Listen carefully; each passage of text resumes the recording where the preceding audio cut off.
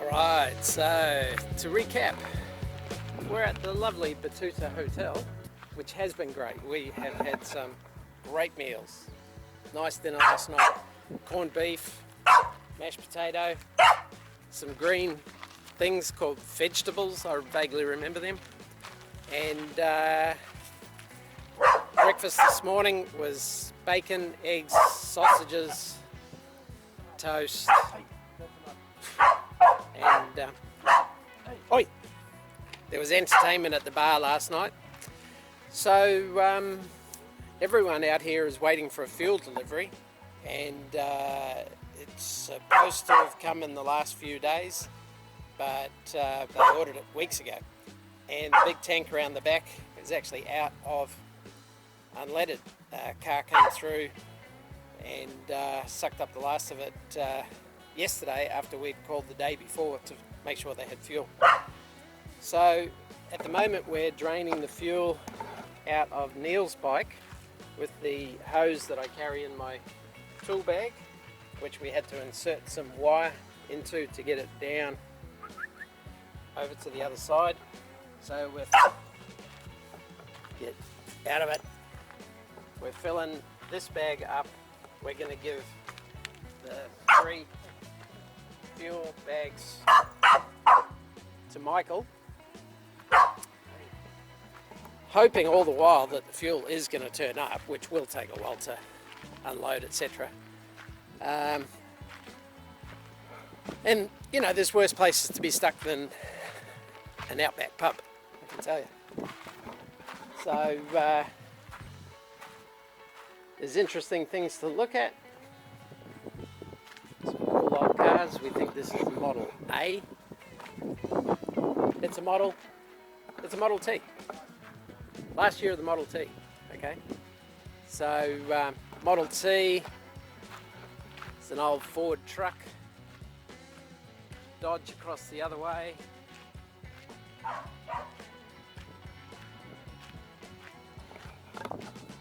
So this was all closed down and just opened in time for COVID. So if you're an adventure rider and you're out this way between Birdsville and Windorah, make sure you take the detour and come up. We had a lovely pie when we arrived and a cold drink. Cool Willie's Jeep.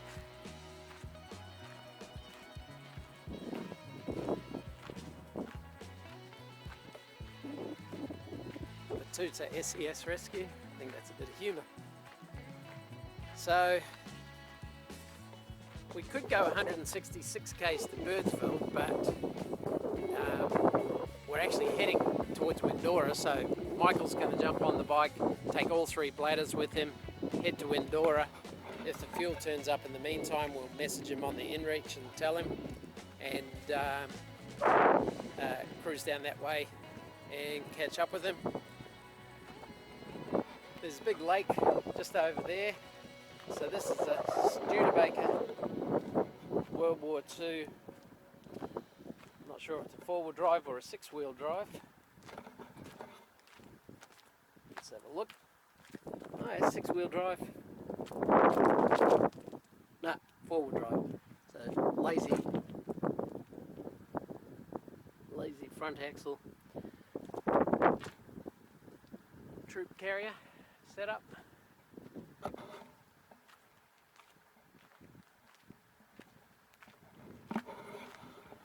And while we were waiting, Julie, the lady who's been cooking us the nice meals, said that she had Starlink had arrived in the post the other day. You can order it for outback usage. So cool old Dodge truck, very cool, double cool in fact, this is its name. So yeah, Julie mentioned that she had Starlink, and I said, oh, I was curious about it myself. So here's Michael just gearing up. Got fuel out yet? It's about half full. coming out of Neil's, so we had to put some wire in the hose to get the fuel to come out. Yeah.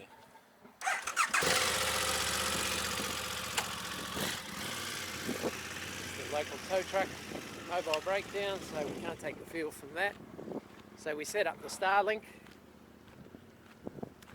and plugged it into 240 volts, and it's now tracking the satellites across. And the moment Julie set it up and we connected to it, it was getting 130 megabits per second. So we're just waiting now for the fuel to turn up. I mean, how's our luck?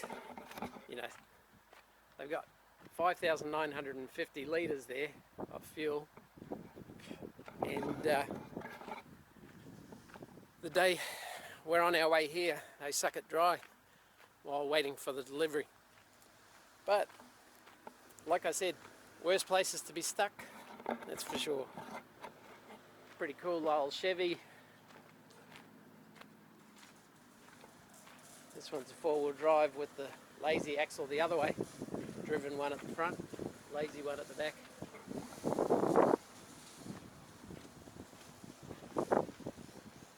Pretty cool. So yeah, Betoota's in a rough way as well. They've actually only got a little bit of time left, diesel left for their generator. They're having to suck it out of the old excavator over there. Their Jenny will run till about lunchtime, keeping everything cold. So the bar itself's pretty cool, and then this is the dining room, which is built between what used to be the police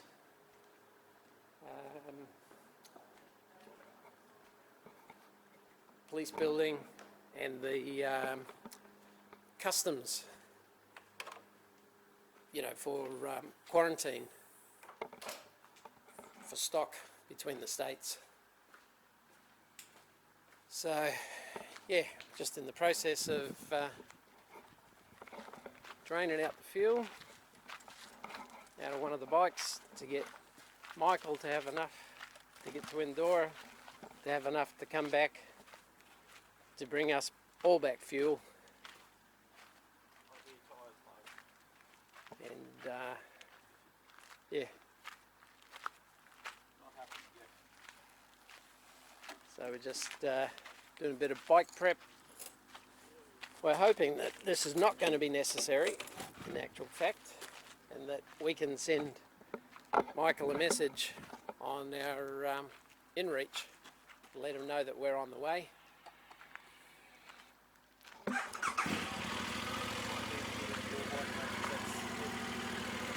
Getting out. So if you throw a stick with this old girl, she'll be your friend all night. Reminds me of a certain dog at home. I see it up there. I see it. She likes little sticks. The front tyre's held, but the back one's now down.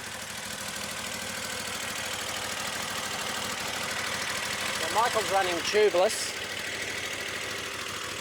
and had a bit of an issue when the front one was a bit low. It was burping a bit of air out overnight, staying up during the day while using it. But yeah, just airing up for the run to Windorah, which I think is about 2/3 of it is tar seal now, something like that. So we're just going to have to drain some more gas out of another bike.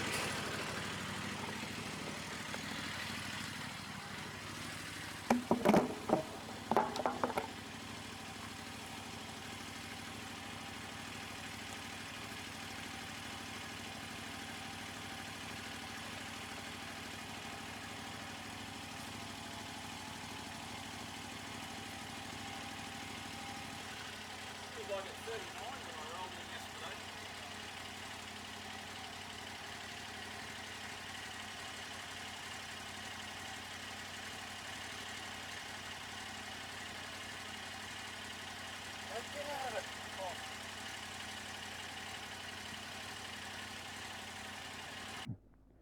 We're on a rescue mission now. We are off to Windorah to try and, with all the bladders, hopefully we've siphoned the bikes. We should have enough fuel to get me to Windorah to fill up all the bladders and get me back here to get these boys back.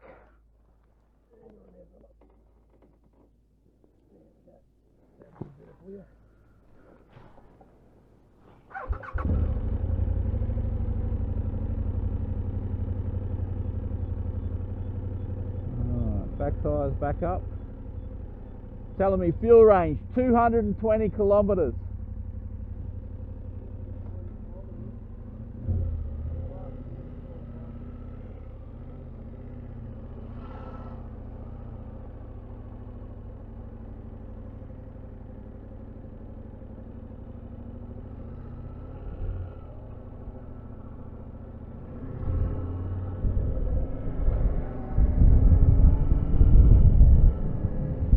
We are on an absolute economy run now.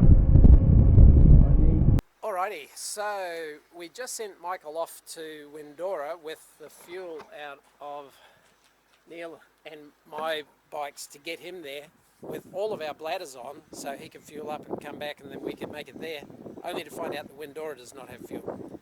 So since we're at Betoota again, we're just going to do a run around on our 3 bikes and our setups for this trip, which is going to be about a 6,500 k trip.